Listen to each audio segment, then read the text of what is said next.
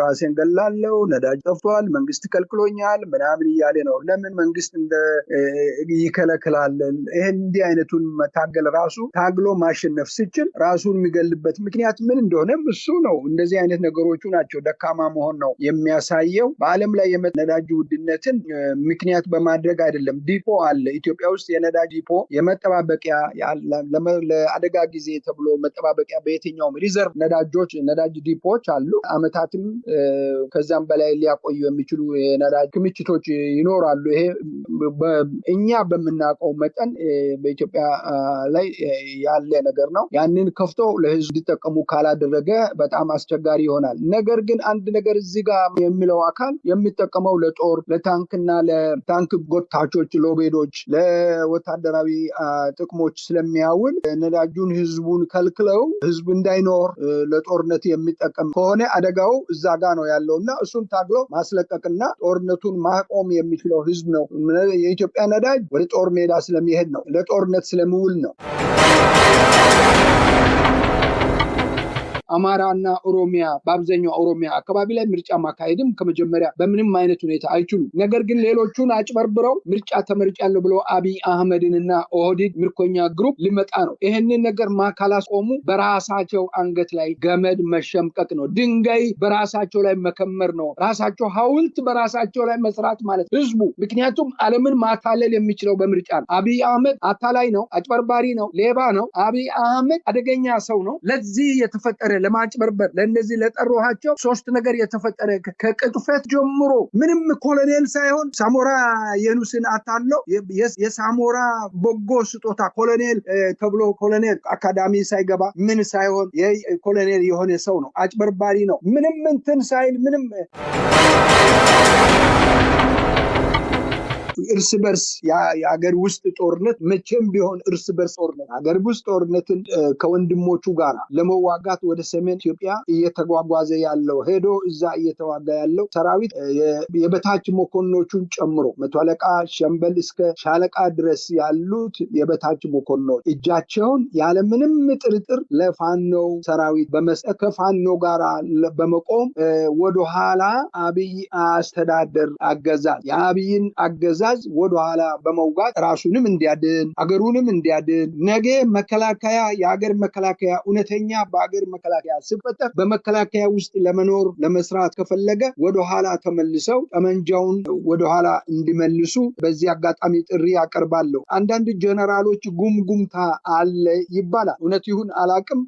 ጉምጉምታ ያግሮመርማሉ። ሰው አለቀብን፣ ህዝብን ያለ አግባብ እያስጨረሰን ነው፣ ታሪክ ተጠያቂ እንሆናለን የሚሉ አሉ። እውነት ከሆነ መልካም ነው። ግን እንደዚህ ጉምጉምታ አይደለም፣ መጨከንን ይጠይቃል። የሰውን ልጅ አስጨርሶ ጀነራል ሆኖ ወደፊት እኖራለሁ ብሎ ማሰብ ከንቱነት፣ በጣም ከንቱነት። ማንም ጀነራል መኮንን ጤና ይስጥልን የተከበራችሁ የህብር ሬዲዮ ቤተሰቦችና አድማጮች፣ በወቅታዊ ጉዳይ እንድንወያይ እንደወትሮ የአፍሪካ ሰላምና እርቅ ኢንስቲትዩት ዋና ዳይሬክተር የሆኑትን ዶክተሩን ጋብዘናል። አጠቃላይ ዓለምን ሁኔታ ትኩረት የሳበው የአሜሪካ እስራኤል በኢራን ላይ የወሰዱት ያለው ጥቃትና በኢራን በኩል እየተሰጠ ያለው ምላሽ፣ አጠቃላይ በኢትዮጵያ ያለው ተጨባጭ ሁኔታና በተለይም አገዛዙ ተጨማሪ ጦርነት ለመፈልፈል የሚያደርጋቸው እንቅስቃሴዎች፣ ምርጫ ስለሚባለው ቀልድና አጠቃላይ ሁኔታዎችን አንስተን እየተወያየን እንቆያለን።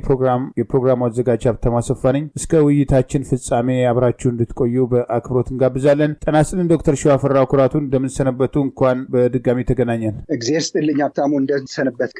እግዚአብሔር ይመስገን፣ ከልብ አመሰግናለሁ። እንግዲህ የዛሬ ሳምንት የተጀመረው አሜሪካና እስራኤል በኢራን ላይ የወሰዱትን ጥቃት ተከትሎ በኢራን ላይ የተወሰደውን ጥቃት ተከትሎ ከኢራን በኩል እየተሰጠ ያለው ምላሽ የጦርነቱ ቀጠና እየሰፋ ይመስላል። እንግዲህ ሩሲያም ለኢራን የሳተላይት መረጃ ሰጥታለች የሚለው ክስ በአንድ በኩል እየመጣ ነው። በሌላ በኩል እንግዲህ የዓለም የንግድ እንቅስቃሴ ሰርጥ የሆነው ሆርሙዝ ሰርጥ መዘጋቱን ተከትሎ እነ ቻይናም ሩሲያም የበኩላቸውን ጫና ኢራን ላይ ያደረጉ ነው። በሌላ በኩል እንግዲህ እንግሊዝን ጨምሮ እንግዲህ በአንድም ሆነ በሌላ መንገድ ወደዚህ ጦርነት እየገቡ መሆኑን የሚታዩ መረጃዎች ያሉና አጠቃላይ ያለውን ሂደት በተለይ ከኢትዮጵያ አኳያ ነዳጅና ሌሎች ሸቀጦች ላይ ሊያመጣ የሚችለው ጫና ከዚህ ቀደም በአጼ ኃይለ ሥላሴ ጊዜም ስዊዝ ካናል መዘጋት መዘጋትን ተከትሎ እንግዲህ አገር ቤት የነበረው የኢኮኖሚ ጫና ለውጥ እስከ ማምጣት የደረሰበትን የተቃውሞ እንቅስቃሴ ለማስነሳት እርሾ እንደሆነ ይታወቃልና የመካከለኛው ምስራቅ ሁኔታ እንዴት ነው እየተከታተሉ ያሉት?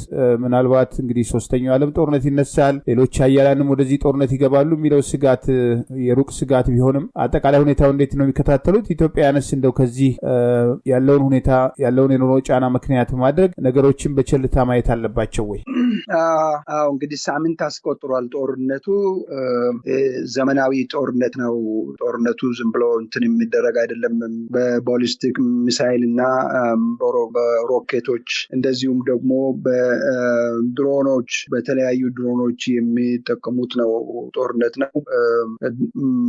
በኢራን በኩል ላይ ወደ ኢራን በኩል በምናይበት ጊዜ ኢራኖች ያላቸው ድሮኖች በጣም ከሚሳይል እይታ ከአየር መቆጣጠሪያ እይታ ውጭ የሆኑ በጣም ሶፍስቲክ የሆኑ ሚሳይሎች ሰርታለች እና ማነው ድሮኖች ሰርታለች እና ድሮኖቹ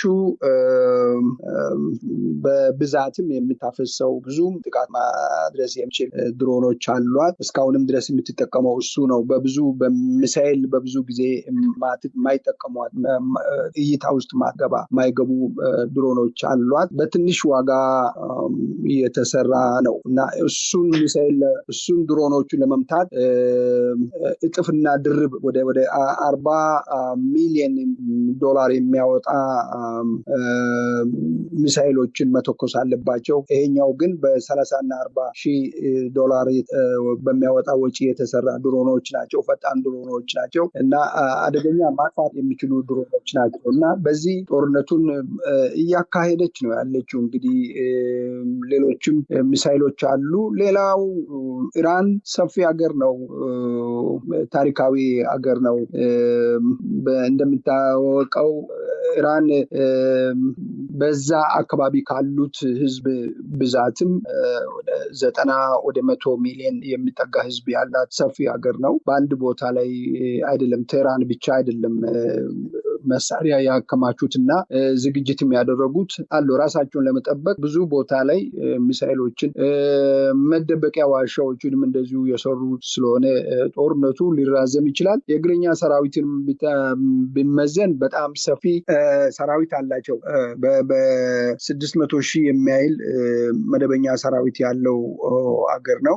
እንደዚሁም ደግሞ የአደጋ ጊዜ ሰራዊት ተብሎ የተዘጋጀ ሰራዊት እንደዚሁም 200 ሺህ የሚያህል አላቸው። እንግዲህ በዚህ አይነት ሁኔታ በሰውም ኃይል በመሳሪያም ብዛት አላቸው። ነገር ግን አሜሪካ ሰፊ እንቅስቃሴ ሰፊ የጦር መሳሪያ እና ዘመናዊ መሳሪያዎች የምትጠቀም ናት። እስራኤልም እንደዚሁ ቀላል አይደለም። ነገር እነሱን የሚጎዳው እስራኤልንም አሜሪካንም በተለይ አሜሪካ የሚጎዳባቸው ነገሮች በተለይ በኢኮኖሚ በአሁኑ ሰዓት ላይ ጦርነቱ እየተካሄደ ምን ያህል የኢኮኖሚ ውድቀት እየደረሰ ነው ያለው። በተለይ በዚህ በነዳጅ ላይ ኢትዮጵያ አሁን እንደምታየው በሁሉም ሀገር ላይ የነዳጅ ችግር እየደረሰ ነው ያለው። እንዳነሳው አሁን አሜሪካን ራሱ የነዳጅ ዋጋ እያደገ እየጨመረ ነው። በየቀኑ ወደ ላይ እየሮጠ ነው ያለው። ዋጋ እያስከፈለ ነው ያለው። የጦርነት አንድ ወር ከቆየ አሜሪካ በጣም ነው ኮላፕስ ታደርገው። በኢኮኖሚ በጣም ነው ትወድቀው። ጦርነቱን ኢራኖቹ ያሸንፋል። ምክንያቱም ምንም አማራጭ የላቸውም። ኢኮኖሚ የሚወድቅ ከሆነና አሜሪካ ደግሞ እንደምታውቀው ህዝቡ የሀገሪቱን ኢኮኖሚና የመንግስትን አካሄድ የሚቆጣጠር ቼክ እንደ ባላንስ አለው። ህዝቡ ራሱ ይቆጣጠራልና የህዝብ ስሜት ገንፍሎ በሚወጣበት ጊዜ አሜሪካ አደገኛ ሁኔታ ላይ ሊወድቅ ይችላል። በዚህ አይነት ጦርነት የምትቀጥል ከሆነና ጦርነቱ እየገፋ ከሄደ ኢኮኖሚው ራሱ በአሜሪካ ላይ ጦር ሊፈጥር ይችላል እና እነሱ የሚሉት ምንድነው በቬኔዙዌላ ላይ ያለው ነዳጅ ወደዚህ እናስመጣለን ነው የሚሉት። ቬኔዙዌላም የነዳጅ ምርቱን የቀነሰ የመጣ ሀገር ነው። እንደፈለገ እንደሚያስፈልግ የሚሆን ነገር አይደለም። አስቸጋሪ ሁኔታ ላይ ሊሆን ይችላል እና ይሄም አንዱ እንትን ነው። ሌላኛው ሁለተኛው እንዳልከው ሆርሙዝ ሰርጡ ላይ በሆርሙዝ ሰርጥ ላይ የሚሄደው መተላለፊያው መንገድ ያ በኢራን ቁጥጥር ስር ነው ያለው። ኢራን ትልቁ ቦምብ ያዘችው እሱ ነው። አንዱ የነዳጅ መተላለፊያ መርከቦች መተላለፊያ ላይ ነዳጅ ነው ሌላውንም እንትን የሚተላለፈውን የማንም መርከብ ቢሆን እመታለሁ ብላለች። እሱን እያደረገች ነው። ዛሬ ነው መሰለኝ አንድ መርከብ እንደዚህ መታለች። ስለዚህ ምንድነው የሚሆነው? ምንም አይነት ጥበቃ አሜሪካን አጅባለው እንደዚህ ግድ የለም ምናምን ብሏል። ያም ቢሆን አሜሪካ ከሩቅ የሄደ አካባቢውን ከሚያውቀው እና ግዛቱ ከሆነው ተቃራኒ ወገን ጋራ አጅቤ አሳልፋለሁ እንደዚህ አደርጋለሁ ማለት ለነሱ በጣም አስቸጋሪ ይመስለኛል። ስለዚህ እሱም በዓለም ላይ የሚያመጣው ጣጣ ቀላል አይደለም። ኢኮኖሚ በተለይ በነዳጅ ነው በአብዛኛው በሁሉም ዓለም ላይ የሚንቀሳቀሰው ነዳጅ ነው እና ይሄን ሰርጡን ከዘጉት ኦልሬዲ ዘግቶታል፣ እሳት ለቅባቸዋለሁ ብሏል። ስለዚህ ይሄም አንዱ ትልቁ ለኢራን ትልቁ ጦር ነው፣ ትልቅ ቦምብ ነው እና ይሄ ስላለ ጦርነቱ አደገኛነት አለው። ኢኮኖሚ የዓለም ኢኮኖሚን እየጣለ ነው ያለው። የነዳጅ አቅራቦቱ በሁሉም ሀገር ላይ አሁን እንዳነሳው ኢትዮጵያ ራሷ ምንም ድሮም የላትም። አሁን ደግሞ ይሄ ተጨምሮባት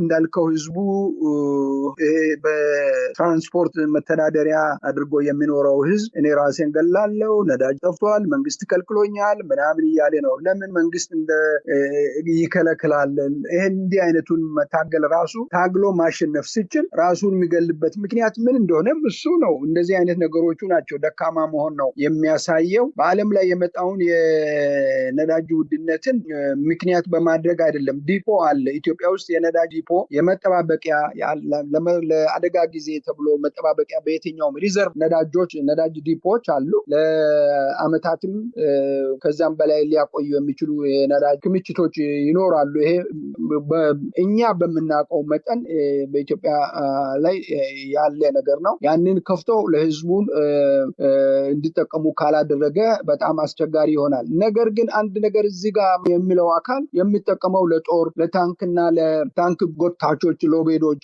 ለወታደራዊ ጥቅሞች ስለሚያውል ነዳጁን ህዝቡን ከልክለው ህዝብ እንዳይኖር ለጦርነት የሚጠቀም ከሆነ አደጋው እዛ ጋር ነው ያለውና እሱን ታግሎ ማስለቀቅና ጦርነቱን ማቆም የሚችለው ህዝብ ነው።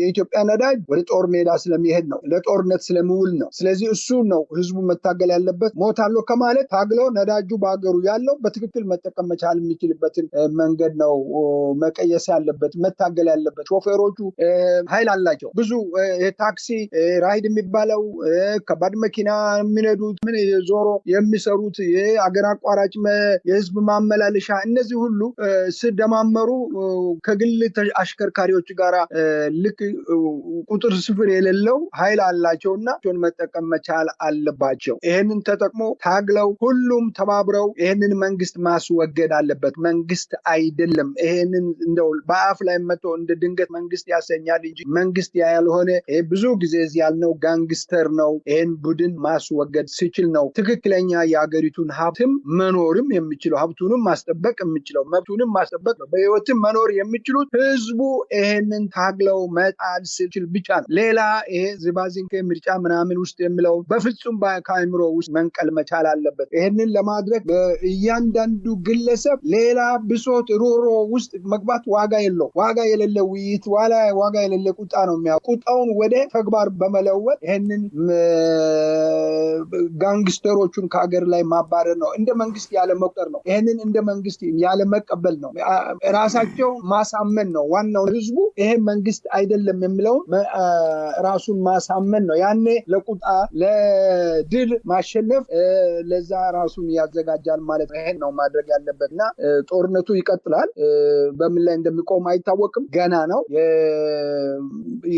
የኛም ጦርነት ወዴት እንደሚሄድ አይታወቅም። ማሸነፍ የሚችለው ህዝቡ ሲተባበር ብቻ ነው። ይሄ ነው ሀብታሙ ለማለትም ወደው ከልብ አመሰግናለሁ። እንግዲህ እንደተባለው ነው ኢኮኖሚያዊ ጫናው በሁሉም አካባቢ ነው። ግን እንደ ኢትዮጵያ ባሉ ሀገሮች ደግሞ አንደኛ የሀገሪቱን ዋና ኢኮኖሚ ለጦርነት በመዋል ለብልጭልጭ ፕሮጀክቶች በመዋል ሰሞኑን እንኳን በደቡብ ክልል ወላይታ ዞን ከአንድ አካባቢ በቃሬዛ ወደ ሆስፒታል የሚሄዱ እንግዲህ ግንድ ወጣቶች እንደ ድልድይ ተጠቅመው በግንድ ላይ ወላዶችን ይዘው የሚሻገሩበት ትንሽ ሳት ካላቸው የነሱንም የወላዷንም ህይወት አደጋ ላይ የሚጥሉበትና በዛ መንገድ የሰዎች ህይወት እየጠፋ ያለበት ሂደት አለ። አለ። በሌላ በኩል አዲስ አበባና ዙሪያው ደግሞ ያለውን የብልጭልጭ ፕሮጀክት አንዳንድ ከተሞችም እንደዚሁ ያሉትን ቅቦች በማየት ደግሞ አገሪቱ እየሰለጠነች ነው እየተለወጠች ነው የሚባል ነገር አለ።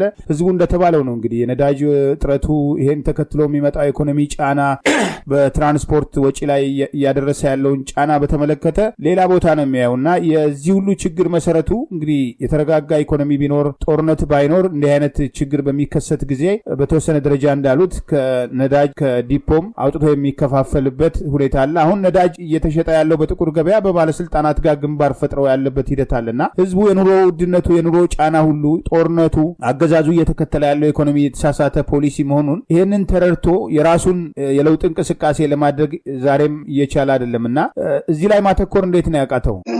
እንዴት መሰለ ህዝቡ ብዙ ጊዜ ለህዝቡ ያላልነው ነገር የለም። ህዝብ እንዲያደርግ እንዲሆን ህዝቡን ለህዝቡ መንገድ ያላሳየነው መንገድ በእኛ በኩል ላይ የቀረ ነገር የለም። እውነት ለመናገር ህዝቡ ደነዝ ሆኗል ብለንም ነግረናል። ህዝቡ ምን አስፈራው? ምንድነው? ሞቱ እኮ አልቀረለትም እና ሞትን ፈርቶ ፈጽሞ ሞትን ፈርቶ ራሱ ሞቱ መቶ ይገላቸዋል። ቤታቸው መቶ ፈልጎ ነው የሚገላቸው እና ነገር ግን ወደ ሞት አፍጠው ሞትን እምቢ ካሉ ሞት አይገልም። ስለዚህ ብዙ ሰው እኮ ወደ ሐኪም ቤት የሚሄደው ታሞ ሞትን እምቢ ብሎ ላለመሞት በበሽታ ላለመሞት መታከምን ነው የሚሄደው። ምሳሌ እንደዚህ አይነት ምሳሌዎች አሉ። ሰው ዝም ብሎ ቤቱ ከተኛ ይሞታል። ሐኪም ቤት ከሄደ ግን መድኃኒት ያገኛል፣ ይታከማል። ስለዚህ በተፈጥሮም ደግሞ እንደዚህ አይነት አደጋ በአገር ውስጥ ሲፈጠር መንግስት ነኝ የሚል አካል በህዝብ ላይ ፍጅትን ሲጀምር አይ አትፈጀኝም ብሎ የሚታገልና ቁጭ ብሎ እኔን እንድትፈጀኝ ፈቅጃለሁ ብሎ የሚሞተው ህዝብ ወይም አንተ ያልከውን ሆኜ እኖራለሁ በቃ ያንተ ባሪያ አድርገኝ ግዘኝ ብሎ ራሱን የሚሸጥ እና የለም አንተ እኮ እንደዚህ አታደርገኝም ብሎ የሚከራከር አንድ አይደለም። ስለዚህ ወደ ሕክምና እንደሚሄድ እንደማለት ነው። ይሄ ትክክል አይደለም፣ መብቴ ነው፣ አንተም ልክ እንደኔ ነህ፣ ከአንተ ምንም የሚያንሰኝ ሰውነት የለኝም ብሎ መታገል። ብዙ ሰዎች ጀግኖች እየተባሉ እኮ የሚነሱ ሰዎች ስማቸው የሚነሳ በታላቅ ቦታ ላይ የሚነሳ ሰዎች እኮ እምቢ ብለው አገራቸውንና ራሳቸውንም ጭምር ወደ ክብር ቦታ ያመጡ ሰዎች ናቸው። እና አብዲሳ አጋ እያለን የምንጠራቸው እኮ ሰዎች በሰው አገር ላይ በሮም በጠላት እጅ ላይ የጠላትን መሳሪያ ቀምተው በታጠቁት ጎራዴ አንስተው እምቢ በማለታቸው ነው ጀግንነታቸው የምነሳው። በህይወትም የኖሩት በዚህ አይነት ሁኔታ ነው። ክብርም ያላቸው ሰዎች አንድ ሰው ሁለት አሁን እኮ አብዲሳ ጋር እንደ ምሳሌ ያነሳው አንድ ሰው ግን ህዝቡ ብዙ ብተባበር ስንት አብዲሳዎች ይወጣሉ፣ ስንት ጀግንነት ይሰራሉ፣ ስንት ነገር ያደርጋሉ። እንዲህ አይነት በርደን ተሸክሞ አይኖሩም። ይሄ እኮ የተጫነበት ድንጋይ ተሸክሞ ለመኖር አሁንም ደግሞ ድንጋይ ለመሸከም ነው የሚፈልጉት። ይሄንን ባርነትን አልቀበልም ማለት ያለበት ህዝብ ነው ሀብታሙ። ስለዚህ ህዝቡ መወሰን ይኖርበታል። ህዝብ እንዳይወስን ህዝብን በየንቱኑ ላይ እንዳንነጋገር አስሮናል፣ በድርም በማህበር እንዳንገናኝ አድርጎናል ስል እንዳይገናኝ ሲያደርጉት አትደርግም ማለት ነው። መነጋገር አለብኝ ብሎ እኮ መያያዝ ነው። ምንም እኮ እንትን የለውም። የትግል አይነት ሁኔታ ማለት አንዱን ስነካ ሁሉ ስነሳ ማለት አትነካም ለምን ታደርጋለህ ብሎ እኮ መነሳት ማለት፣ ለምን እንዲህ ትሆናለህ ብሎ እኮ መነሳት ማለት። ስለዚህ በአንድ አካባቢ ላይ የምነሳው በሁሉም አካባቢ መነሳት መሰማት አለበት። ጊዜው ጥሩ ጊዜ ነው። እንደውም ይሄ ዘመን እኮ ቴክኖሎጂው በሁሉም ቦታ ላይ የሚያደርሰው አንድ ጊዜ ለሁሉ የሚደርስበት ቴክኖሎጂ የተለያዩ ሚዲያዎች ያሉበት ሶሻል ሚዲያዎችን መጠቀም የሚችልበት ዘመን ላይ ነው ያለው እና መነጋገር በሶሻል ሚዲያ ላይ ተነጋግረው በአስቸኳይ ተሰባስበው መነጋገር መገናኘት መቻል ነው። ስለዚህ ትግሉን ያፋጥናል። ብዙ መንገዶች አሉ፣ ብዙ የመገናኛ ዘዴዎች አሉ። ቅድም አንተ ያነሳው የወላይታውን የድልድይ ጉዳይ አንስታል። ይሄ የኔ ታሪክ በስንት መከራ እኔ እዚህ ሆኜ ገንዘብ አዋጭ አንድ ድልድይ አሰርቻለሁ። እዚህ በእንጨት ላይ በሶስት እንጨት ላይ ሰዎች ለዘላለም ሬሳ ተሸክሞ የሚሄዱበት ወላድን ተሸክሞ የሚሄዱበት ቦታ ከነበረው ስርዓት ጋር አሳይቼ ፎቶ አንስቼ አሳይቻቸው ይሄ እስካሁን ድረስ ከስንት ዘመን ከተፈጠረበት ይሄ ምድር ከተፈጠረበት ጊዜ ጀምሮ ወንዝ ውሃው ህዝብን ይዞ ይሄዳል። እኔ ባይኔ አይቼዋለሁ ባካችሁ ብዬ ከክልል ገቨርንመንት ጋራ ከነ ደሴ ዳልክ ጋራ ብዙ ከደረሱ በኋላ ደሴ ዳልክ ልኬ እንዲህ አይነት ነገር እኛ አካባቢ ላይ አለ ወይ ብለው ጠይቀው ትክክል መሆኑን ሲያረጋግጥ እንዲሰራ ቢያደርግ በካድሬ ለ5 እና 6 ዓመት በታች ካድሬ ምክንያት ቆይተው በስንት መከራ ግለሰቦች እኛ ገንዘብ አዋተን ድልድይ ሰርተናል። ይሄ በወላይታ በኩል ያለው በሁሉም አገር ላይ በአማራው ክልል ላይ ያለ ነው፣ በኦሮሚያ ያለ ነው፣ በሁሉም ውሸት ነው። ካድሬዎች የሚሉት ሁሉ ነገር ውሸት ነው። እነዚህ በራሳቸው ለራሳቸው ህይወት ነው የሚኖሩት። ጉቦ መቀበል ነው፣ ህዝብን መደቆስ ነው። ለህዝብ የሚሰሩ ሰዎች አይደሉም። ህወሓት ይህንን ይዞ ነው የኢትዮጵያ ውስጥ መጥፎ መርዝ ይዞ ነው ወደ ኢትዮጵያ የገባውና ይህንን ህዝቡ እያየ በዚህ አይነት ሁኔታ ውስጥ ይኖራል። ሀብታሙ፣ እንዲህ አይነት ነገሮች ማስወገድ የምንችለው ህዝብን በማስተባበር ነው። ህዝቡ ራሱ በራሱ ተባብሮ ነው መነሳት ያለበት። ይሄ ዴሞክራሲ ምናምን የሚባለው ለኢትዮጵያ ቅንጦት ነው። በጣም ቅንጦት ነው ዴሞክራሲ። በአሁኑ ሰዓት ላይ ስለ ዴሞክራሲ ማውራት በጣም አስቸጋሪ ነው። ስለዚህ ቅንጦትን የሚያወሩት እነሱ ከላይ ሆነው ህዝብን የሚደቁሱ፣ ጦር በህዝብ ላይ የሚመዙት፣ በድሮን የሚመቱት፣ በመትሬስ የሚያጩት፣ በታንክ ያለ ርህራሄ በታንክና በድሮን ህዝብን የሚመቱት እኮ እንዴት አይነት ጨከኞች በሆኑ ነው። እነዚህ ጣሊያን ያላደረገው አሁን አሜሪካ በኢራን ላይ የምታደርገው ነው በኢትዮጵያ ላይ እያደረገ ያለ የኢትዮጵያ ስርዓት ነኝ የሚሉት። ስለዚህ ይሄንን ታግለው ማስወገድ መብት ብቻ ነው። ሌላ ምንም መድኃኒት የለውም። ውስጥም ውጭም ያለው በዚህ ዙሪያ ላይ ነው መነጋገር ያለበት እላለሁ። ሀብታሙ፣ ከልብ አመሰግናለሁ። ሌላው እንግዲህ የእርስ በርስ ጦርነት ባለበት በርካታ በአማራ ማንነታቸው ሳቢያ የታሰሩትን ጨምሮ በፖለቲካ አመለካከታቸው ሀሳባቸውን በነጻ መግለጻቸው አንጋፋው የታሪክ ተመራማሪና ጋዜጠኛ አዛውንቱ አቶ ታዲዮስ ታንቱን ጨምሮ እንግዲህ በርካታ የፖለቲካ እስረኞች አሉ። ሌላው ቀርቶ የኦሮሞ ብልጽግና ፓርቲ ከፍተኛ አመራር የሰላም ሚኒስትር ዴኤታ የነበሩት አቶ ታዬና ሌሎችም አሉ። የምክር ቤት አባላትና አቶ ክርስቲያን ታደለ፣ ጋዜጠኛና መምህርት መስከረም አበራን ጨምሮ በርካታ የፖለቲካ እስረኞች አሉ። እንግዲህ ለቁጥር ለስፍር የሚያዳግት ነው። በተለያዩ የሚታወቁ የማይታወቁ እስር ቤቶች አገዛዙ ይቃወሙኛል ያላቸውን ከሚገድለው ከሚያሳድደው በተጨማሪ እያፈነ እያሰረ በተለያዩ መንገድ ፍርድ ቤት ጭምር መቅረብ ያልቻሉ ሁሉ ያሉበት ሂደት ነው ያለውና ይሄ ሁሉ ባለበት ምርጫ እናደርጋለን የሚለው ቀልድ ዛሬም ተጠናክሮ ቀጥሏል። ከዛሬ ጀምሮ የመራጮች ምዝገባ ይመዘገባል ተብሏል። በዲጂታል እንመዘግባለን ተብሏል። በአንድ ሀገር ላይ አሁን ኢትዮጵያ ባለችበት ሁኔታ ውስጥ ምርጫ የሚለው ቀድሞስ መታሰብ አለበት ወይ? ለዚህ አገዛዝ እንዲህ ባለው ሙሉ ለሙሉ በቁጥጥሩ ስር ባለ ምርጫ ህጋዊነት ማግኘት ይቻላል ወይ? ያስቃል። ምርጫ ያስቃል። ምርጫ የሚባለው ነገር አይን እያየ ልብ እያወቀ እያንዳንዱ ግለሰብ አሁን በህይወቱ ላይ ምን ደረሰብኝ በእኔ ላይ የሚለው ነው ማየት አለበት። እያንዳንዱ ኢትዮጵያዊ ምርጫ መምረጥ የሚችል ምርጫ የሚለውን ስም የሚያነሳ ምርጫ አስመርጣለሁ ምርጫ ኮሚሽን ነኝ የሚሉ ሹመኞች የሚያደርጉት ድራማ የሚያደርጉት ሳቦታጅ እንዴት አይነት መጥፎ ሳቦታጅ በህዝብ ላይ እንደሚሰሩ ህዝቡ ጠንቅቆ የሚያውቅ ነው። በደንብ ጠንቅቆ የሚያውቅ ነው። ምርጫ የሚባል ነገር በኢትዮጵያ ውስጥ በአሁኑ ሰዓት ላይ ከጅምሩ ጀምሮ ስናነሳ ቆይተናል። ይሄ ነገር ገና ጅምር እነሱ ምርጫ የሚለው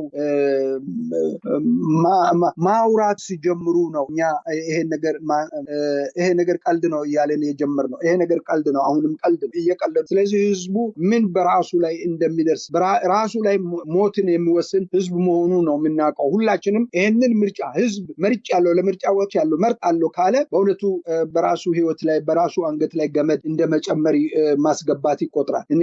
በጣም ሊጠነቀቅ ይገባል። ውስጥም ውጭም ያለው አሁን በዚህ ላይ ነው መረባረብ ያለበት። የትግል ሜዳ ላይ ያሉ ጦር መሳሪያ ያነሱ ሰዎችም ጭምር ይሄን ነገር በጥንቃቄ በጣም በተጠናቀቀ ሁኔታ በጣም በጥንቃቄ በተሞላ ሁኔታ ይሄን ነገር ማስቆም መቻል አለባቸው። ፍጹም አንዳንድ ቦታ ላይ በተለይ እንደ እንትን የሚጠቀሙት ደቡብን ነው፣ የደቡብ ህዝብን ነው። መውጫ መግቢያ የሌለው ምንም ነገር በእጁ አንድ የስጋ መብያ ቢላ እንኳን በእጁ እንዳይኖር ያደረጉትን ህዝብ ላይ እሱን እንደ መሳሪያ ይጠቀሟቸዋል። ደቡብና ሌላ ይሄ በምዕራብ አካባቢ የሚኖረውን ህዝብ እና ይሄ ምርጫ የሚባለው ነገር እንደ ቀልድ ነው። በተለይ አዲስ አበባ ህዝብ አሁን በሌላዎቹም ህዝብ እያወገዙት ያሉት አዲስ አበባ እያወገዙ ነው። ኢትዮጵያ ውስጥ ያለው ሌላው ከታች እስከ ላይ ዙሪያ ላይ ያለው የአዲስ አበባ ህዝብ ነው እያስፈጀን ያለው የአዲስ አበባ ህዝብ ነው እያለ ነው። የአዲስ አበባ ህዝብ አገሩንም ራሱንም ሌላውንም ህዝብ እያስፈጀ ያለው የአዲስ አበባ ህዝብ ነው። ምርጫ የሚባል ነገር መቆም አለበት። ሁሉም ለማስቆም ጦር መሳሪያ ያነሱትም ትግል ላይ ያሉ ሰዎች ይህንን ለማስቆም የሚያስችሉበትን ስትራቴጂ መቀየስ አለባቸው። ቀኑ ደርሷል። አንድ ወር ነው የሚቀረው ከፊታችን ያለው 1 ወር። ስለዚህ ይሄን ምርጫ ማስቀረት የሚችሉበትን ትግል መጀመር አለባችሁ። በመጀመሪያ ትግራይ፣ አማራና ኦሮሚያ በአብዛኛው ኦሮሚያ አካባቢ ላይ ምርጫ ማካሄድም ከመጀመሪያ በምንም አይነት ሁኔታ አይችሉም። ነገር ግን ሌሎቹን አጭበርብረው ምርጫ ተመርጫለሁ ብሎ አብይ አህመድንና ኦህዴድ ምርኮኛ ግሩፕ ሊመጣ ነው። ይሄንን ነገር ካላስቆሙ በራሳቸው አንገት ላይ ገመድ መሸምቀቅ ነው። ድንጋይ በራሳቸው ላይ መከመር ነው። ራሳቸው ሐውልት በራሳቸው ላይ መስራት ማለት ህዝቡ። ምክንያቱም ዓለምን ማታለል የሚችለው በምርጫ ነው። አብይ አህመድ አታላይ ነው፣ አጭበርባሪ ነው፣ ሌባ ነው። አብይ አህመድ አደገኛ ሰው ነው። ለዚህ የተፈጠረ ለማጭበርበር ለነዚህ ለጠሩሃቸው 3 ነገር የተፈጠረ ከቅጥፈት ጀምሮ ምንም ኮሎኔል ሳይሆን በሳሞራ የኑስን አታለው የሳሞራ በጎ ስጦታ ኮሎኔል ተብሎ ኮሎኔል አካዳሚ ሳይገባ ምን ሳይሆን ኮሎኔል የሆነ ሰው ነው። አጭበርባሪ ነው። ምንም እንትን ሳይል ምንም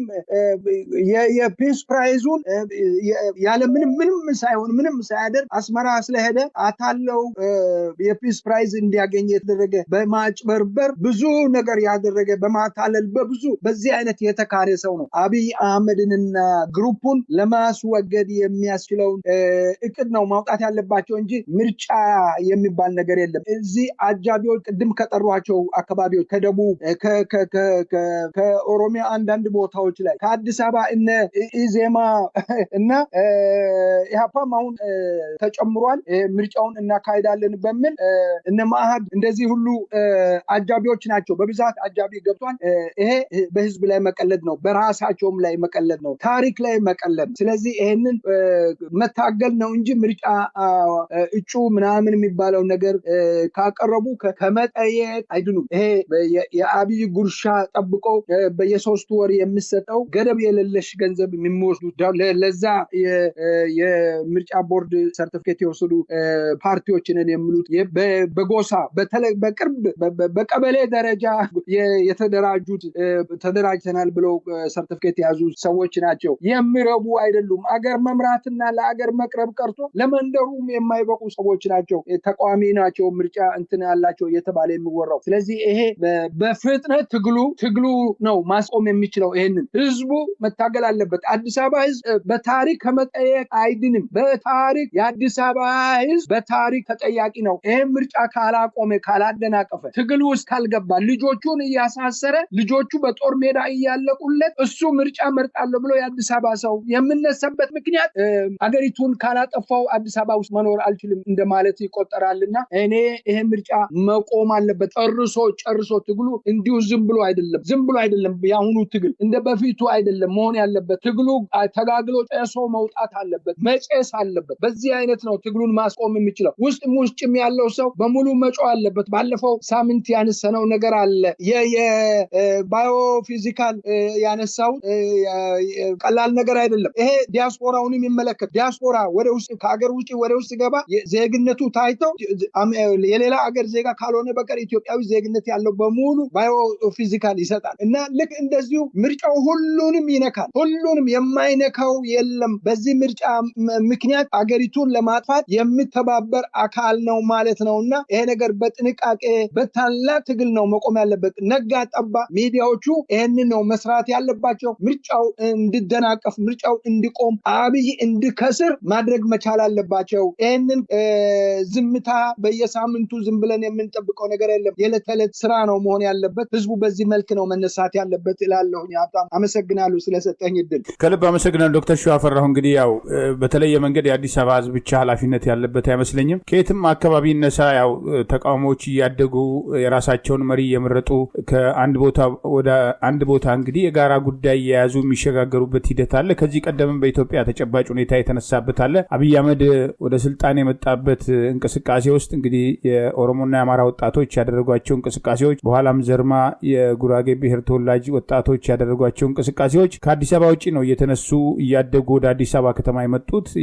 ያም ምንም እንኳን በጊዜው አማራ ህዝብ ጭምር አዝሎ ስልጣን ላይ ያወጣው አብይ አህመድ ዛሬም ድረስ እየፈጸመ ያለው ክህደትና ህዝብን ጭፍጨፋ ያስከተለ የለውጥ እንቅስቃሴ የተጠለፈ ቢሆንም ያ እንዳይመጣ መስራት የሚቻልበት ሂደት የታጠቁ ኃይሎች እንግዲህ ፋኖን ጨምሮ እያደረጉ ያለው እንቅስቃሴ አለ። እንዲህ አይነት አጋዥ ሁኔታ ባለበት ደግሞ በከተሞች አካባቢ ያለው ህዝብ የራሱን የኑሮ ችግር የራሱን የኑሮ ፈተና አዲስ አበባ ውስጥ እንኳን በራይድና በወንጀልና በተለያየ መንገድ የሚሰሩ አሽከርካሪዎች በሆን ተብሎ በቅጣት ጫና ከጨዋታ ውጭ እንዲሆኑ ሰርተው የትራፊክ ተደራራቢ ቅጣት በአንድ ጉዳይ 3-4 ጊዜ እየተቀጡ ኑሮ መረረን አገር ጥለን ልንሄድ ነው፣ ራሳችንን እያጠፋን ነው፣ እኛም ነገ ዕጣችን ይሄ ነው እያሉ የሌሎችን ዕጣ ጭምር እየገለጹ ያለበት ሂደት አለ። የአገር አቋራጭ አሽከርካሪዎች ያለባቸው ችግር ይታወቃል። ከህይወት መስዋዕትነት ጀምሮ ህገወጥ ኬላ፣ አሁን ደግሞ የነዳጅ ጥቁር ገበያ በባለስልጣናት ያስመረረበት ሂደት አለና አጠቃላይ ህዝቡ እንዲተባበር ከመጥራት ባለፈ አንድ ከተማ ብቻ ተጠያቂ ነው ወይ ለማለት ነው?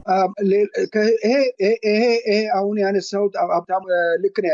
ሁሉም ተጠያቂ ነው። ሁሉም የመተባበር ግዴታ አለበት። ነገር ግን ሌሎቹ አሁን የሚሉ ከሌላ ከሀገሩ የሚሰማው ሮሮ አዲስ አበባዎቹ እያስፈጁ ነው የአዲስ አበባ ህዝብ የሚለው በሰፊው አለ። ምክንያቱም እውነት ነው ሊያሰኝ የሚችላል። ብዙ የተማረ ኃይል የዓለምን ሁኔታ በጠንቅቆ የሚያውቅ ከዓለም ጋር በቀጥታ ግንኙነት ያለው ህዝብ ነው። አሁን ክፍለ ሀገር ውስጥ እኔ የማውቃቸው መምህራኖች የሀገሪቱ የውጭ ጉዳይ ሚኒስትር ማን እንደሆነ ስሙን እንኳን መጥራት የማይችሉ ናቸው። ከዚህ አኳያ ነው የአዲስ አበባን ህዝብ የሚሉት የተማረ ህዝብ ዓለምን የሚያውቅ የዓለምን የየዕለቱ ተዕለት ሁኔታዎቹን የሚረዱት ህዝብ ያለበት አካባቢ ነው። ቀላል ቦታ አይደለም፣ ቀላል ህዝብም አይደለም። ወደ 12 ሚሊዮን የሚያይል ህዝብ ያለበት ከተማ ነው አዲስ አበባ። ጥቂት ትንሽ አገር አይደለም። ከአንድ ክልል የተለየ የበለጠ ህዝብ ያለበት ነው። ስለዚህ የህዝቡ አባባል ትክክል ነው። የተማረ ዩኒቨርሲቲዎቹ ያሉበት ቴክኖሎጂ ያለበት አካባቢ ነውና ያንን ሲያነሱ አስተማማኝ ነው። ክፍላተ ሀገሩ የታችኛው ላይኛውን እሱን ይፈልጋል። ከሱ እንድነሳ ከሱ እንዲመጣ የሚፈልግ ነው። ከዛ አኳያ ነው ያነሳቸው። ነዳጅ ጉዳይን በተመለከተ በአብዛኛው ተሽከርካሪ ወደ ክፍለ ሀገር ሄዶ ከክፍለ ሀገር ወደዚህ መተው የሚሰራው ወደ አዲስ አበባ ገብቶ የሚሰራው በሙሉ የሚነሳው የሚወጣው የሚገባው ከአዲስ አበባ ነው። የስራ ግንኙነት ያለው ከአዲስ አበባ ነው። አዲስ አበባ የሁሉ ቁልፍ ቦታ። ለዚህ ነው ህዝብ የሚያነሳው። ለዚህ ነው ክፍለ ሀገር ላይ ሰው ቢገደል የሚያይ የሚሰማ ኤምባሲ የለም። የሚደረገውን የሚያይ የውጭ አካላት ኢንተርናሽናል ኮሚኒቲ ቆንስላ ጽሕፈት ቤት የላቸውም። ስለዚህ ሁሉም ያለው አዲስ አበባ ነው። ለዛ ነው አዲስ አበባ የሚሉት። አዲስ አበባ ላይ ብዙ ምክንያቶች አሉ። አዲስ አበባ ሌሎቹን ማስተባበር ይችላል። ክፍለ ሀገርን ማስተባበር ይችላል። ቅድም ያነሳው ዘሪማ እኮ የተነሳው ቄሮ ስለተነሳ ነው። ወላይታም ውስጥ እኮ የለጋ የሚባል ተነስቶ ነበረ። አሁን አፋቸውን በገንዘብ ዘግቶባቸው እነዛ ወጣቶች ልክ ቄሮ እንዳደረጉት ስራና ደሞዝ ሰጥቷቸው ተቆልፏል። በሁሉም ቦታ ላይ እንደዚህ አይነት የተወሰኑትን መሪዎቹን ይዟቸዋል፣ መሪዎቹን ቆልፏቸዋል። ስለዚህ ይሄ አንዱ የአብይ ታክቲክ ነው። ስለዚህ እኔ በደንብ ትኩረት ህዝቡ አሁን የሚለው ከአዲስ አበባ የሚለው ከዚህ የተነሳ ነውና ምርጫ በተመለከተ ሁሉን ነገር የሚያውቀው እውቀት ያለበት አካባቢ አዲስ አበባ ስለሆነ ነው እና ለዚህ ነው ያነሳነው። ነገር ግን ሁሉንም ይመለከታል። ሁሉንም በበለጠ ሁሉንም ይመለከታል። የኢትዮጵያ ጉዳይ አንዱ ሞቶ አንዱ ቀርቶ አይደለም እንዴ? በቂ እኮ ነው። ክፍለ ሀገር ምርጫ ጉዳይ ብቻ ሳይሆን እኮ ከአንድ ልጆች እኮ በ5 ሴትና ወንድ ልጆች እኮ ተወስዶ ጦር ሜዳ ሄደው ያልተመለሱ ሰዎች ቤተሰብ አለ። ክፍለ ሀገር ሰዎች ናቸው። በቂ እኮ ነው ለመታገል። ጦር ሜዳ ሄዶ እዛው የሚቀሩት ጅብ እንኳን መብላት ያቅቷቸው ሜዳ ላይ ወድቆ የቀሩት የሰው ዘር ያለበት የወጣበት አካባቢ ነው ክፍለ ሀገር። በተለይ ደቡብ፣ አሁን የደቡብ ጉዳይ ኋላ ወደ ሚሊታሪ ጉዳይ ላይ ስንገባ የምናነሳው ይሆናል። ስለዚህ እንደዚህ አይነት መከራ ልጆቻቸውን የገበሩ ልጆቻቸውን ያጡት የደረሱ ልጆች ይጦሩኛል፣ ይተኩኛል፣ ቦታዬን አገሬን ይወርሳሉ፣ ለአገር ይኖራሉ ያሏቸውን ወጣቶችን ያጡበት ሀገር ነው እኮ ደቡብ። በፍጹም በገፍ ሄዶ ኦሮሚያና ደቡብ ልጆች በገፍ አልቋል። እንትን የለውም። ስለዚህ በቂ የትግል መሳሪያ ነበር እና አሁን እሱ ያለ ምርጫ ደግሞ መጥቶባቸዋል። በሀዘን ላይ ያሉ ሰዎች ላይ እንዲህ አይነት ነገር እንደገና አንተን ካልገደልኩ የሚል አንተም ታልቅልኛል፣ ልጆች ብቻ ሞተው አንተ አትኖርም የሚል ሁኔታ እየደረሰ ስለሆነ ነው እና ከዚህ የተነሳ ይመስለኛል ደቡቦቹም ምስራቅ ምዕራቡም እንዲህ አይነት መከራ አለ። ስለዚህ በጋራ መነሳት ምንም ጥርጥር የለውም። ነገር ግን አዲስ አበባ ላይ ትኩረት የምናደርግባቸው ባነሷቸው ነጥብ ላይ ነው። ከልብ አመሰግናለሁ ዶክተር ሸዋፈራው ኩራቱ። ሌላው እንግዲህ በተለይ ወጣቱ እድሜያቸው ለውትድርና ያልደረሰ ልጆች ዛሬም እየታፈሱ በግዳጅ ኮታ እየተመደበ እየታፈሱ ለጦርነት ይማገዳሉ። በሌላ በኩል ደግሞ እናት ሀገር ጥሪ ተብሎ የሶማሌ ወረራ ጊዜ ተግባራዊ እንደተደረገው አሁን ደግሞ አብይ አህመድ ስልጣኑን ለማስቀጠል እርስ በርስ ጦርነት ህዝቡ ለጦርነት እንዲያዋጣ በእርዳታ ሽፋን በብሔራዊ የአደጋ ጊዜ ፈንድ ሽፋን ከፍተኛ ዘረፋ እየፈጸመ ነው። አዲስ አበባ እንኳን ከእያንዳንዱ የኮንዶሚኒየም ነዋሪ ተጨማሪ ብር እንዲያዋጣ ግፊት እየተደረገ ይህንኑ እየሰበሰበው ያለበት ሂደት አለ። የድሃ ልጅን ደግሞ በየአቅጣጫው በተለይም ወላይታ በርከት ያሉ ወጣቶች ኦሮሚያ ክልል መንግስት ጠብቃለ መንግስት እየተወጋ ነው ስልጣን ሊነጥቁ ነው በሚል የዘር ጥላቻ እንዲሁ ሌላው ቀርቶ ከአማራ ክልል ጨምሮ እንግዲህ ከተለያዩ አካባቢዎች ታዳጊዎች ከጎዳና ከትምህርት ቤት እየታፈሱ እየተወሰዱ ለጦርነት እየተማገዱ ያለበት ሂደት አለና ወታደሩ መቼ ነው በቃ የሚለው? እንግዲህ ብዙዎቹ በእርግጥ በተለያዩ አቅጣጫዎች ፋኖ የምህረት አዋጅ አውጥቶ ያንን ተግባራዊ ለማድረግ እየሞከሩ አሉ። ነገር ግን እንደ መዋቅር በርከት ያሉ ወታደሮች ዛሬም ህይወታቸው አደጋ ላይ ወደቀበትና 4 ኪሎ ያለው ኃይል እነሱን እስካልገበረ ድረስ ስልጣን ላይ እንደማይቆይ ግልጽ እየሆነ የመጣበት ሂደት አለና ወታደሩ መቼ ነው በቃ የሚለው ተገቢው ስራ ተሰርቷል ወይ በቃ እንዲል? አሁን ገና አንዳንድ ቦታ ላይ ይሄ ነገር ሲነሳ እሰማለሁ። የስራ ባልደረቦቼ ጓደኞቼም ትልልቅ ሰዎችም ይሄንን ጉዳይ አንስተው ተነጋግረናል። ይሄ ሰራዊት የማን ነው ሰራዊቱ የማን ነው የሚለውንም ለማየት ሞክረናል።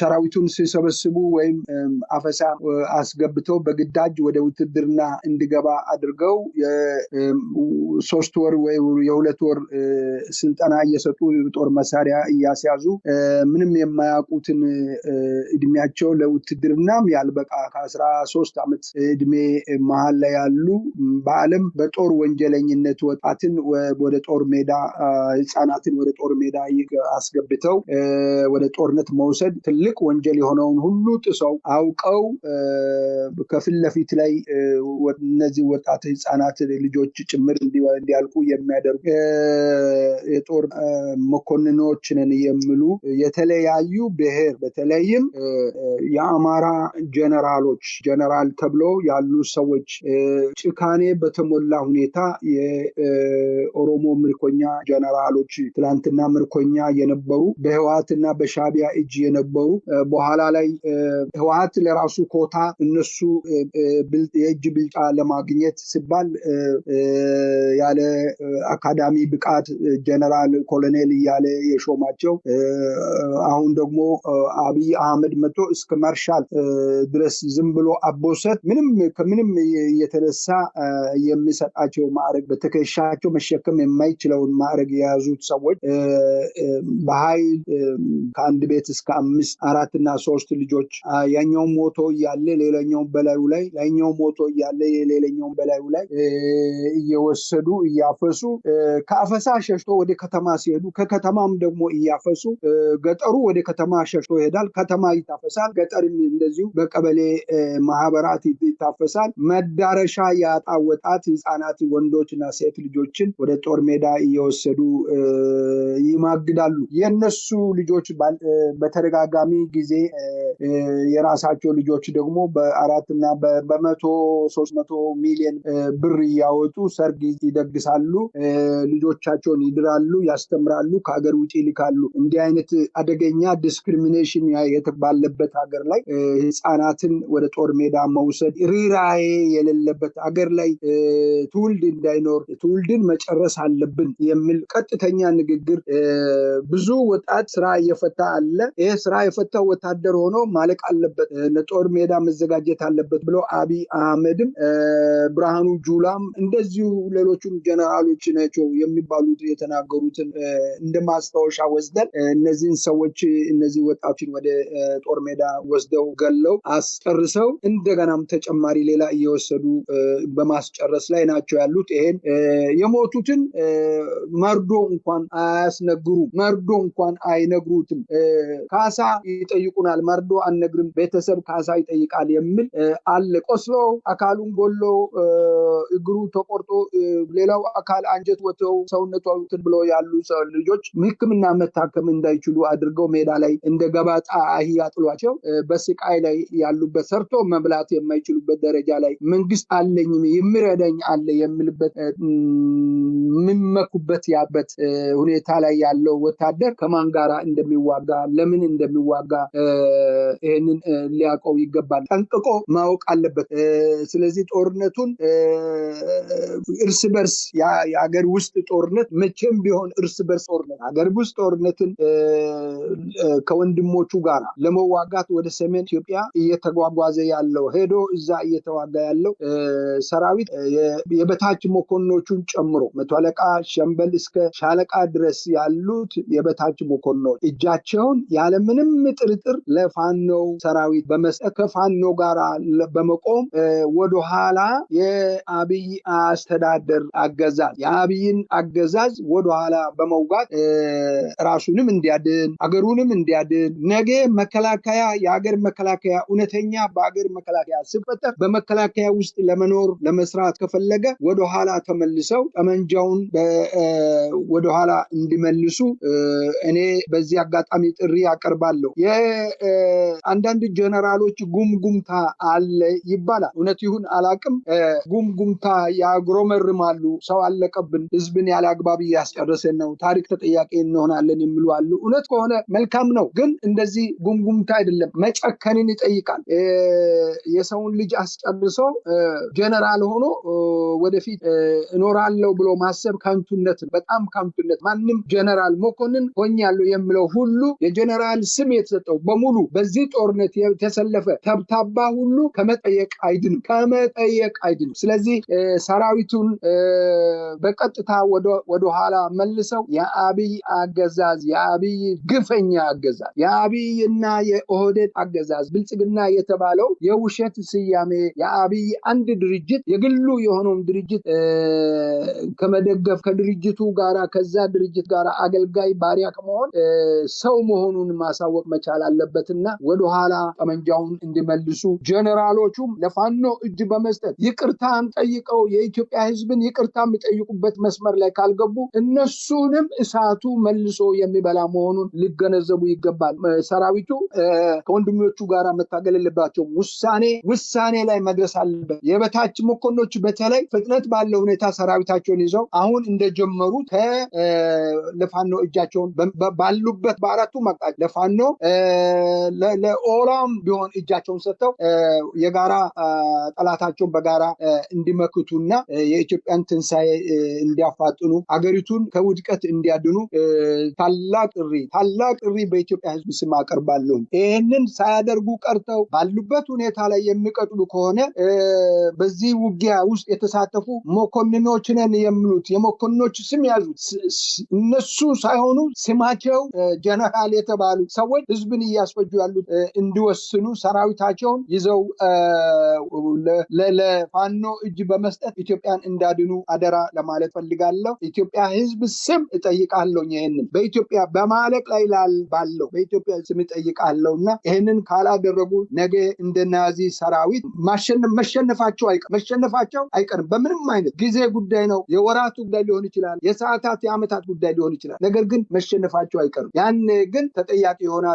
የሰውን ልጅ አስጨርሶ ወጣቱን ህፃናቱን አስፈጅተው እነሱ ከአብይ አህመድ በገፍ የሚሰጠው የኢትዮጵያ ህዝብ ገንዘብና የመሬት ቅርምትን የንግድ ስራቸውን እንቀጥላለን ማለት ዘበት ይሆናልና ተጠያቂነታቸው ከፍተኛ ይሆናል። ስለዚህ ወታደሩ እጁን ለፋኖ እንዲሰጥ ይጋብዛለሁ። ይሄ ማለት ነውር ማለት አይደለም። አገሩን አዳነ ማለት ነውር እጅ መስጠት ለአገርን አድናለሁ ለምለው እጅ መስጠት ማለት ነውር አይደለም። ነውረኝነት እየተዋጋ መማረክ ነው። ምርኮ ውስጥ መግባት ያ ነው ነውረኝነት። ያ ደረጃ ከመድረሳቸው በፊት እጅ ቢሰጡ ስርዓቱን ተቃውሟል ማለት የስርዓቱ ተቃዋሚዎች ናቸው፣ ስርዓቱን ለመጣል የተነሱ ናቸው ማለት። ስለዚህ በዚህ መልክ ቢፈጽሙ ጥሩ ነው ለማለት ፈልጋለሁ። ሰራዊቱ ያቀረቡት ጥሪ ይሄንን ይመስላል። ሀብታሙ ከልብ አመሰግናለሁ። ዶክተር ሸዋፈራው ኩራቱ እንደወትሮ ሁሉ እንግዲህ ወደፊትም ሌሎች ወቅታዊ ጉዳዮችን አንስተን እንወያያለን። ለነበረን ቆይታ ጊዜ ይስጥልኝ። ከልብ አመሰግናለሁ። እኔም አመሰግናለሁ ሀብታሙ። ታንኪዩ። አሜን። አሜን። መልካም ጊዜ። ክቡራን የህብር ሬዲዮ ቤተሰቦችና አድማጮች ስታደምጡ ለቆያችሁ ምስጋናችን ይድረሳችሁ። የህብር ሬዲዮ ኦፊሻል ዩቲዩብ ቻናላችንን ሰብስክራይብ ያላደረጋችሁ ሰብስክራይብ በማድረግ በተጨማሪም የደውል ምልክቱን በመጫን የህብር ሬዲዮ ቤተሰብ እንድትቀላቀሉ በአክብሮት እንጋብዛለን። እንደ ወትሮ ሁሉ የህብር ሬዲዮ ቤተሰቦች ፕሮግራሞቻችንን ላይክ በማድረግ ሼር በማድረግ አስተያየቶቻችሁን በመስጠት አብሮነታችሁን እንድትገልጹ በአክብሮት እንጠይቃለን። በድጋሚ እናመሰግናለን።